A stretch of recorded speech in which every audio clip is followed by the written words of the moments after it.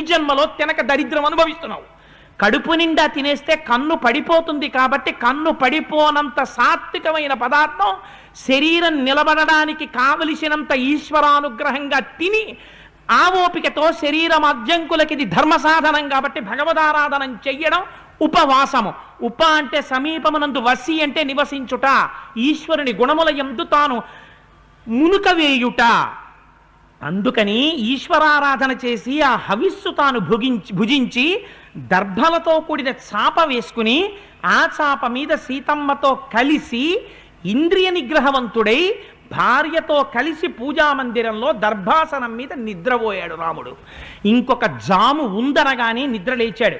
నిద్ర లేచి అలంకృతం చేసి సంధ్యావందనం చేసి బ్రాహ్మణుల్ని పిలిచి అక్కడంతా కూడా స్వస్తివాచనం చేశాడు. పురమంతా సంతోషం, ఎక్కడ చూసినా ఆనందంతో ఉంది.